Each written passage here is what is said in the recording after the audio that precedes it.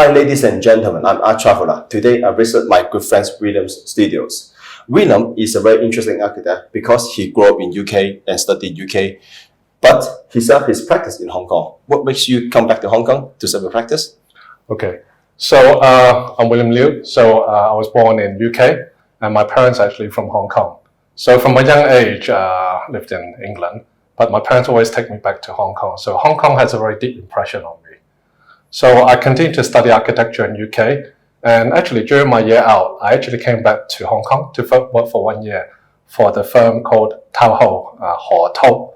Okay, and then when I finished my master's, which is in 1990, actually the economy in England wasn't so good, so many of my friends couldn't find work. But because I had worked in Hong Kong, in Tao Ho, and I know that in Hong Kong there's many job opportunities, so I decided, okay, why don't I come back to Hong Kong, maybe for a few years, and I'll work and then I go back to England. But in fact, when I came, I found a job almost in 2 weeks' time, and then I stayed in Hong Kong up until now because I just love Hong Kong. So in my journey to open up my firm, I worked for different firms, some design firms like Rocco on the IFC, and then also worked for OMA Asia on the SK Telecom Tower in Seoul. So after about 10 years, I gained a lot of experience, and I feel that, it's enough that I can open up my own practice. So I decided to take a step and open my firm, ARK.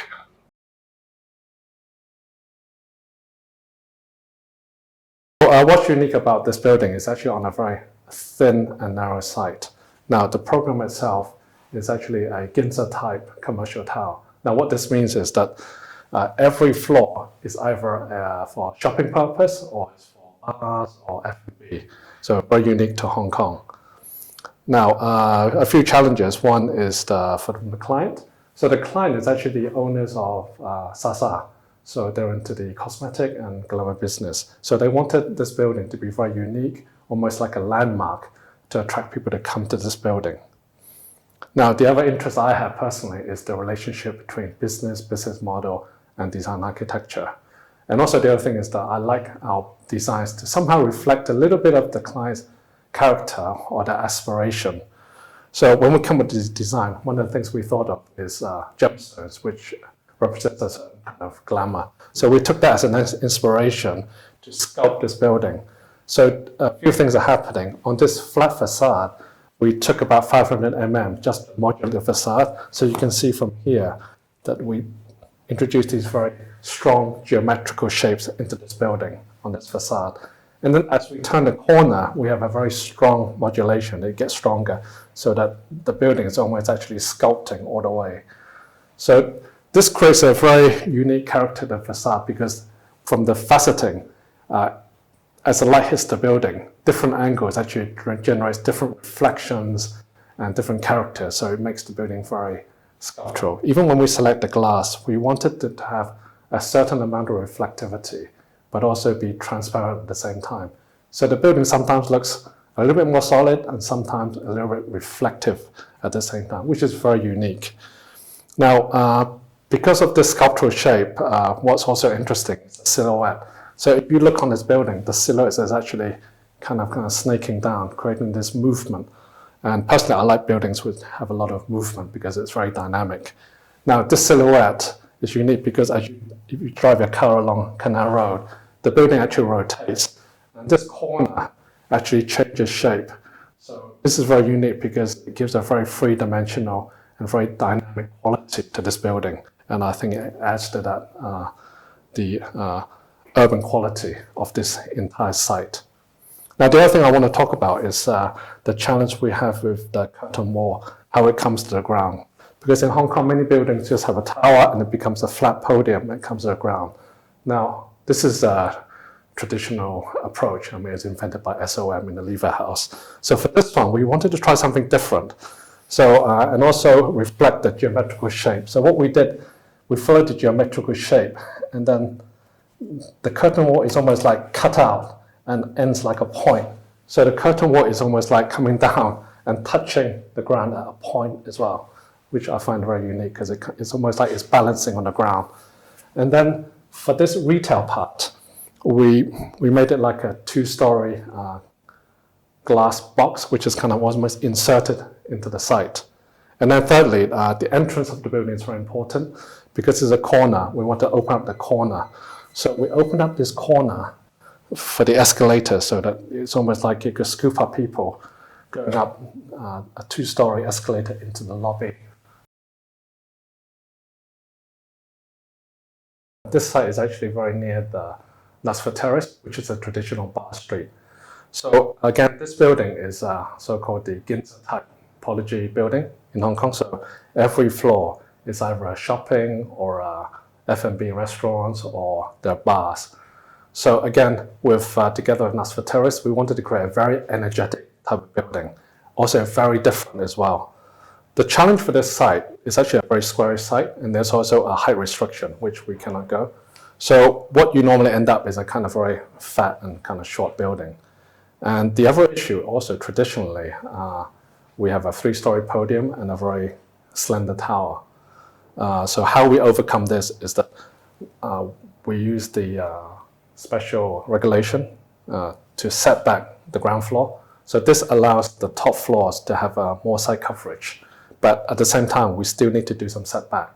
So traditionally, the setback is almost like a very horizontal kind of wedding cake type of setback, which is not very desirable for us because we wanted to create something very sculptural. So on that part, I also want to mention that the client wanted this building to be very sculptural and like a landmark to stand out, to draw people to this building. The reference they gave us was actually Omatasando in Tokyo, where every building is designed very unique, like a sculpture. For the site coverage, what we did was that we started to facet the facade and we started to angular it. So when we start to angle the facade, two things happen. We create these kind of unique terraces. At the same time, we help to connect the form together so that it's not so broken. And thirdly, as we angle the facade, it gives the facade engagement to the street itself, and even for the terracing, people enjoying or having a drink can actually engage along the streets, which is very important. Now, the other thing we did with the site was that we had a setback on this side and to create a lane. Now, this gives a second facade, which enables us to create this very unique sculptural building. But at the same time, this path also links to the back of this building, which also part of it belongs to the client. So hopefully we activate this entire zone. And furthermore, we can actually create a better connection to Tsim Sha Tsui East as well. Because for architects, we not only design buildings, but we also want to improve the urban environment and improve the streetscape where possible. Now, back to the facade, in terms of the detail, apart from the faceting, which we're creating a very unique form, we also created these kind of bands, white bands along. You can see on the floor. We actually put in a print, a 3-dimensional print onto these bands, which amplify the 3-dimensionality of the facade. Now, what's unique about this print is that it's white color and it's from ceramic ink, which is printed on top of the glass using a special printer. Now, the technology is actually developed in Israel, where you can print any pattern onto a glass. And what's unique is that we print on the outer face of a glass instead of the back. So this makes the building very white and stands out from the kind of concrete buildings along Kimberley Road. So this is a very unique feature of the building. At night, we have the lighting to light up the entire facade, which is like the colors of the aurora lights. So you can say that the white color together with the form makes this building almost appear like an iceberg.